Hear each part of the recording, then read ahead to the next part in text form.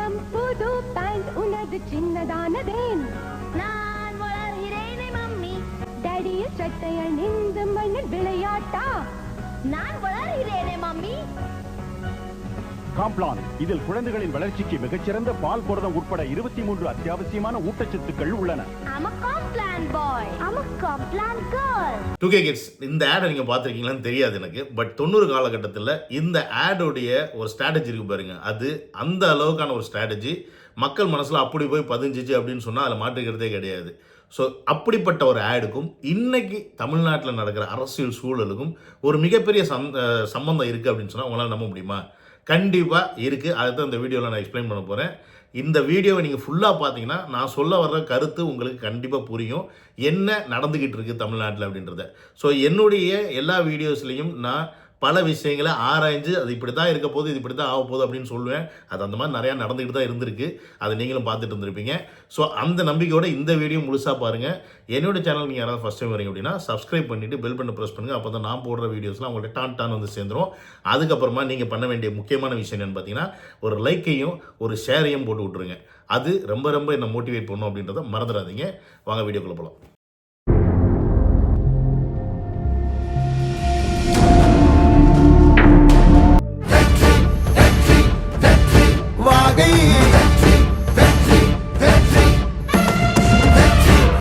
Welcome to Vijay stock, welcome to another video. இப்போ நான் சொல்ல போகிற விஷயத்தை கொஞ்சம் நல்லா மைண்டில் வச்சுக்கோங்க. எப்படி அவனால் இப்படிலாம் யோசிக்க முடியுதுன்னு கேட்டிங்கன்னா அதுக்கு என்கிட்ட பதில் இல்லை, பட் வரும். ஹார்லிக்ஸு, காம்ப்ளானு, பூஸ்ட்டு, இது 3 ஓகேங்களா. இதில் ஹார்லிக்ஸ் ஃபஸ்ட்டு வந்துச்சு, காம்ப்ளான் செகண்ட் வந்துச்சு, 3வது பூஸ்ட்டு. அதுக்கப்புறமா இந்த பக்கம் அப்படியே வாங்க, டிஎம்கே, என்டிகே, டிவிகே. இதில் DMK first, NTK second, TVK இப்போ வந்த கட்சி. பட் இதில் இப்போ போட்டி யாருக்குன்னு பார்த்தீங்கன்னா ஆக்சுவலி டிவிகேக்கும் டிஎம்கேக்கும் அப்படின்றது தான் இங்கே போட்டி மக்கள் முன்னாடி. ஆனால் இடையில இருக்கிற என்டிகே என்ன ஆகும் அப்படின்றது தான் இங்கே கொஸ்டின். புரியுதுங்களா இல்லையா? அப்போ என்டிகே இப்போ ஆல்ரெடி ஒன்றுமே இல்லாமல் போய்கிட்டு இருக்குது, அது எல்லாருக்கும் தெரியும், இன்க்ளூடிங் காளியம்மன் முதற்கொண்டு வெளில வந்துட்டாங்க. பட் ஸ்டில் நாம் தமிழர் கட்சி மிக வலிமையான கட்சி அப்படின்ற ஒரு விஷயத்தை ப்ரூவ் பண்ணணும் அப்படின்றதுக்காக தான் இப்போ நடந்துக்கிட்டு இருக்க தமிழ்நாட்டில் நடந்துக்கிட்டு இருக்க இந்த சீமானை சுற்றி வருகின்ற இந்த வழக்குகள் எல்லாமே அதோடைய ஒரு ஸ்ட்ராட்டஜியாக தான் நான் பார்க்குறேன். அதாவது நான் வளர்கிற கட்சி, நான் வளர்ந்த கட்சி, அதனால என்னை திமுக அழிக்க இந்த மாதிரிலாம் யூஸ் பண்ணிக்கிட்டு இருக்காங்க. விஜயலட்சுமி வச்சு கொண்டாந்து அப்பப்போ என்னை வந்து டார்கெட் பண்ணி என்னை அழிக்கிறாங்க அப்படின்னு. அப்போ இங்கே திமுகவுக்கு போட்டி யாருன்னு கேட்டால் நாம் தமிழர் கட்சி, நான் மட்டும்தான், தமிழக வெற்றிக்கிழமெல்லாம் ஒன்றுமே இல்லை அப்படின்றத மக்கள் மத்தியில் கொண்டு போய் சேர்க்குற மாதிரி ஒரு ஸ்ட்ராட்டஜி. அதாவது பூஸ்ட் வந்த காலகட்டத்தில் சச்சின் டெண்டுல்கர், கபில் தேவ்னு பெரிய ஆளுங்களை கொண்டாந்து இறக்குறதுனால பூஸ்டோடைய க்ரோத் அதிகமாகுது, காம்ப்ளானோட க்ரோத் அடி வாங்குது. ஸோ ஒரு ஸ்ட்ராட்டஜியை யூஸ் பண்ணுறாங்க, நான் வளர்கிறேனே மம்மி அப்படின்னு. இதில் ஜென்ரலாக என்ன பார்த்தேன்னா, பூஸ்ட் குடிக்கலன்னா நீ வளர மாட்டியா அப்படின்னு ஒன்றுமே கேட்க மாட்டோம். பூஸ்ட் குடித்தா வளர்ச்சி அதிகமாக இருக்கும் அப்படின்னு நம்புமே ஒழிய கடைசியில் 5 அடி 5.5 அடி தாண்டா வளர போகிறோம், அதுக்கு மேலே வளர மாட்டேன்டான்னு இந்த அரமண்டைக்கு ஏறாது அப்படின்றது நம்ம புரிஞ்சிக்காத ஒரு விஷயம். பட் நம்ம அந்த ஆடை பார்த்தோன்னே பசங்களுக்கு பிடிச்சி போகும், உடனே காம்ப்ளானை வாங்கி கொடு. புரியுதா இல்லையா? ஸோ அப்போ இந்த இடத்துல வளர்கினே மண்மை அப்படின்னும் போது காம்ப்ளானை யாருக்கு போட்டியாக எப்பயுமே காட்டுவாங்க? ஹார்லிக்ஸ். ஏன்னா ஹார்லிக்ஸ் நிரந்தரம், அது ஸ்டார்டிங்கில் வந்தது. ஸ்விட்ச் டிஎம்கே வந்து நிரந்தரம், ஸ்டார்டிங்லேருந்து ஆண்டுகிட்டு இருக்க ஒன்று. அப்போ இந்த இடத்துல டிஎம்கேக்கு எதிரி டிவிகே இல்லை, என்டிகே தான் அப்படின்னு சீமான் ப்ரூவ் பண்ணுறதுக்கு இப்படி ஒரு ஸ்ட்ராட்டஜியை இந்த டிஎம்கேவை ஏற்படுத்தி கொடுத்துருக்கோ அப்படின்றதான் இங்கே கேள்வி.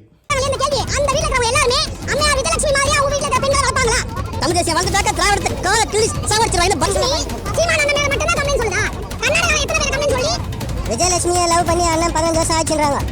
15 வருஷமா என்ன பிடிங்கல நீ? இப்போ இந்த லேடிஸ் எல்லாம் பேசுகிறத பார்த்துருப்பீங்க, அத்தனை பேரும் சீமானுக்கு சப்போர்ட் பண்ணி பேசுகிறாங்க. நமக்கு தோணலாம், என்னையா ஒரு பொம்பளை வந்து கஷ்டப்பட்டு கம்ப்ளைண்ட் பண்ணி கொடுத்துருக்கு, ஒரு பொண்ணோட வாழ்க்கையை அழிச்சிட்டா, ஆனால் இவனுக்கு போய் சப்போர்ட் பண்ணுறாங்களே அப்படின்னு.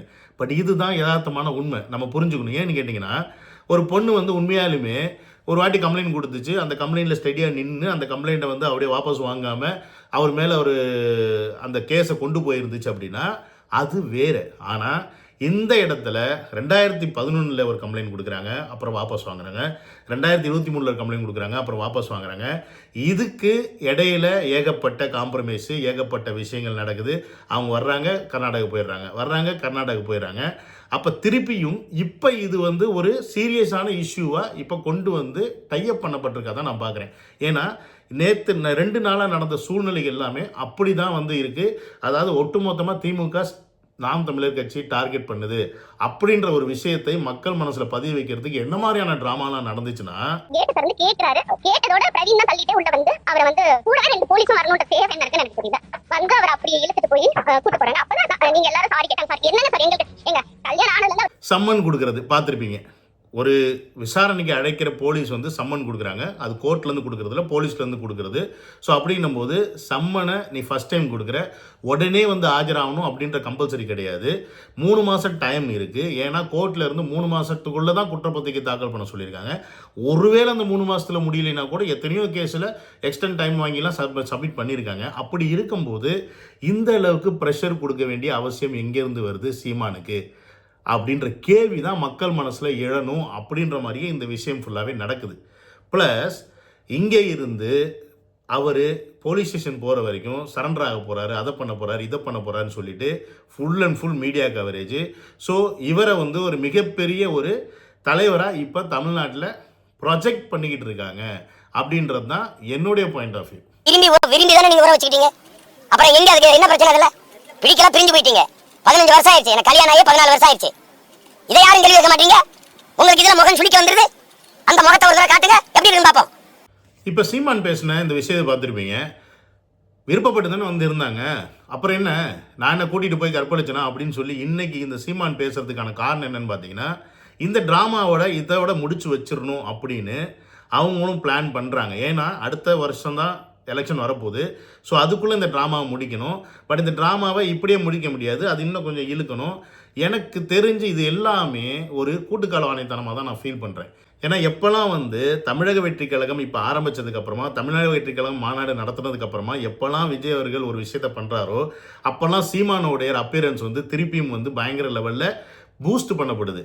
ஸோ அதுக்கு உதாரணமாக நான் என்ன சொல்கிறேன்னா, இந்த அண்ணா யூனிவர்சிட்டி இஷ்யூஸில் கவர்னரை பார்க்க போகும்போது சீமானோடைய பெரியார் விஷயத்தை பற்றி பேசி அதை வந்து பயங்கரமாக பூஸ்ட் பண்ணார்.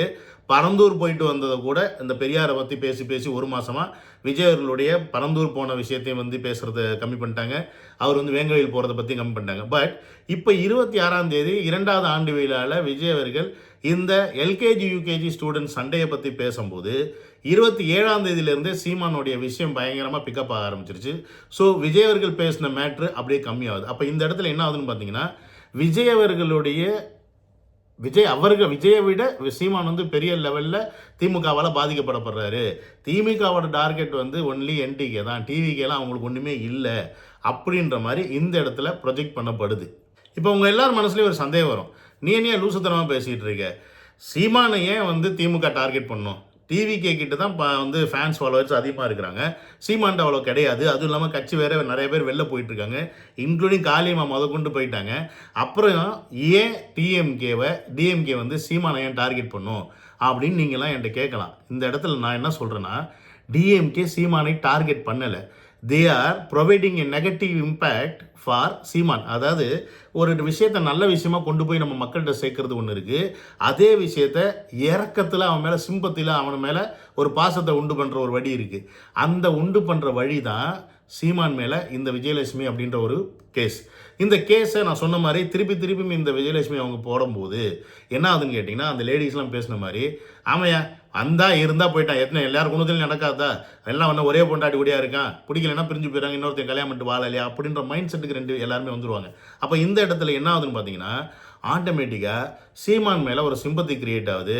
பப்ளிக் வந்து அவர் மேலே அதிக பாசத்தை வைக்கி அவருடைய கட்சியை நோக்கி நகர்றதுக்கான வேலை பார்ப்பாங்க. என்னையா நீ லூசு மாதிரி பேசுகிற, இதெல்லாம் பண்ணால் சீமானுக்கு தானே வந்து வலு சேர்க்கும், சீமானுக்கு வலு சேர்த்துச்சுன்னா அப்புறம் எப்படி டிஎம்கேக்கு ஓட்டு பிரியாதா, ஏன் லூசு மாதிரி பேசுகிற அப்படின்னு நீங்கள் கேட்கலாம். ஆனால் இந்த இடத்துல இன்னொரு ஸ்ட்ராட்டஜி இருக்குது.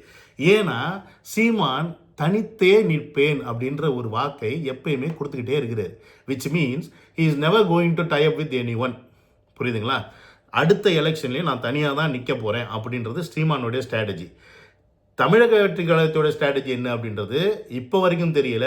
பட் அவங்களும் தனியாக தான் நிற்க போகிறாங்க அப்படின்ற மாதிரி ஒரு விஷயத்தை இப்போ ரீசெண்டாக பிரசாந்த் கிஷோர் ஒரு இன்டர்வியூவில் கொடுத்துருக்காரு.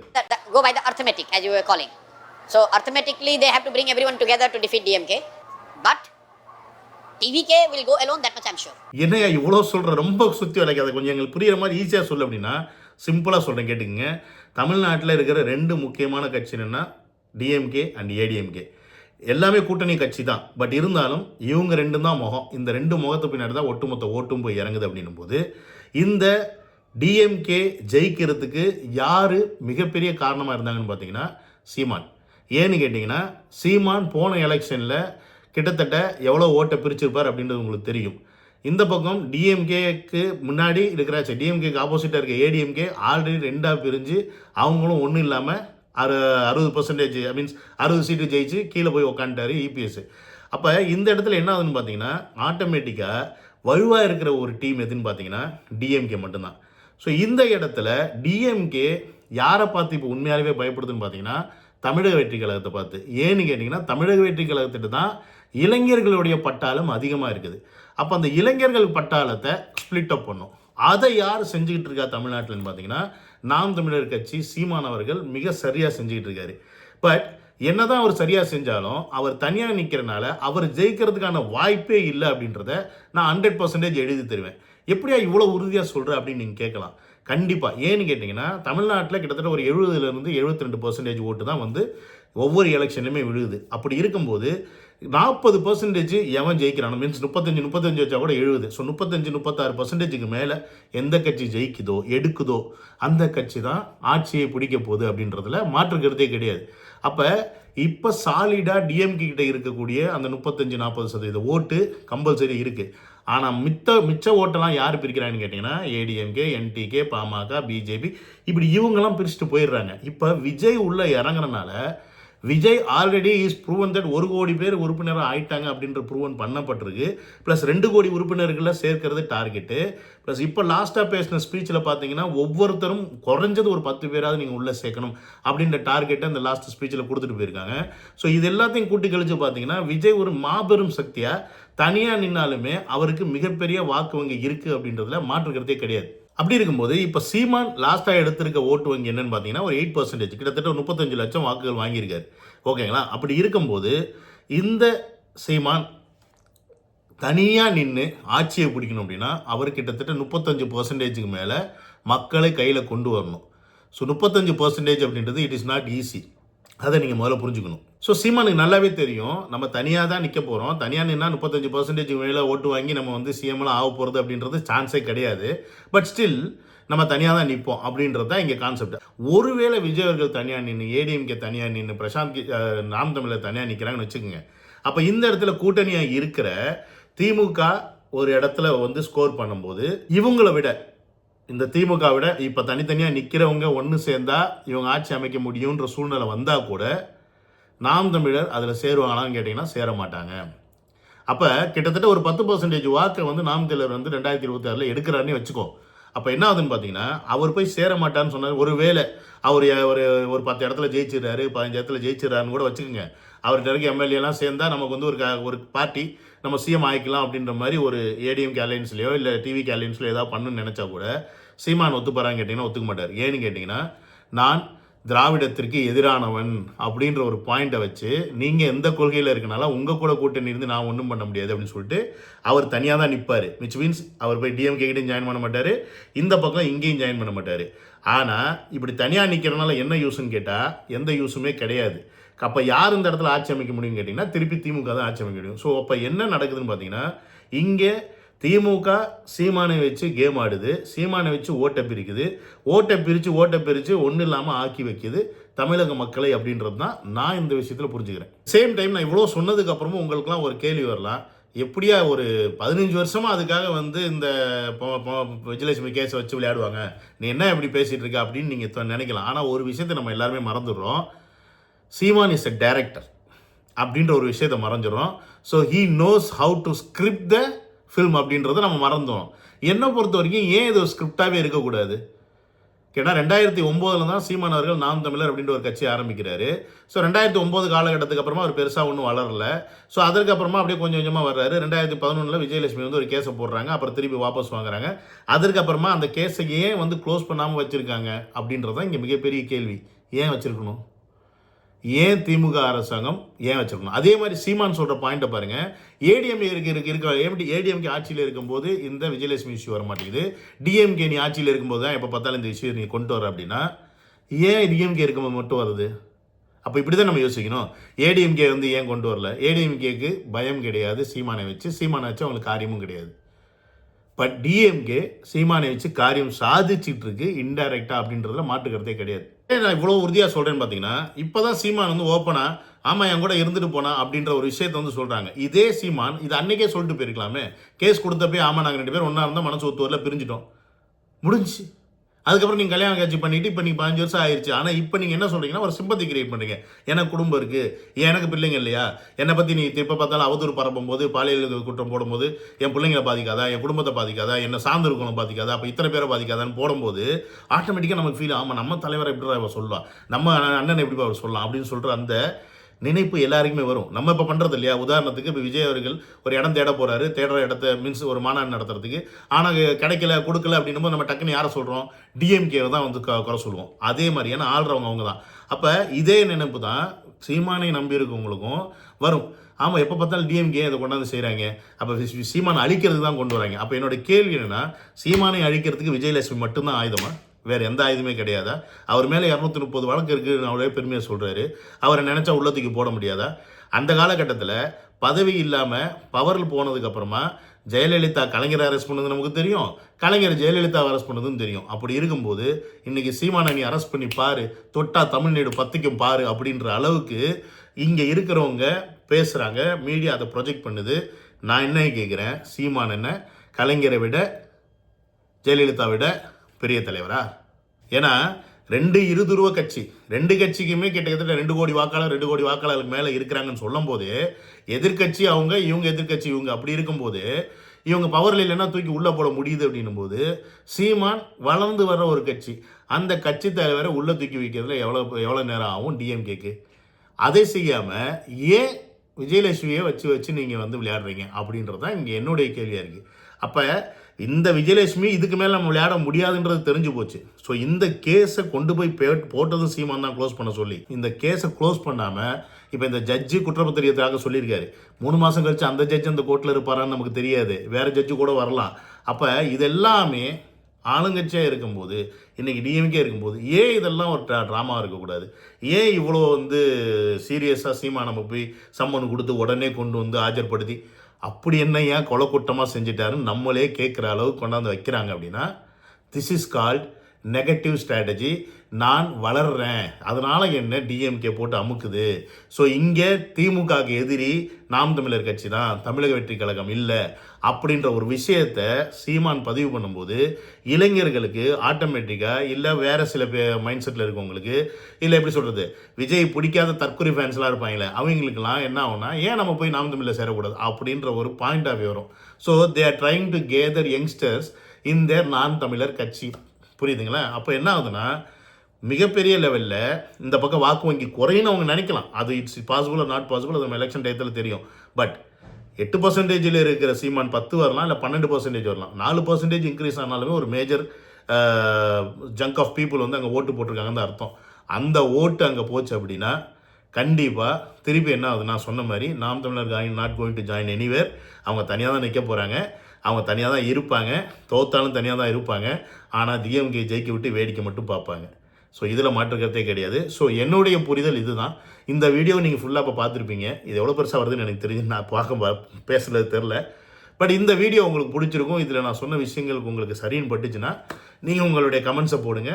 முடிஞ்ச அளவுக்கு உங்கள் ஃப்ரெண்ட்ஸ்கிட்ட ஷேர் பண்ணுங்கள். ஸோ நடந்த video love you all, take care, by.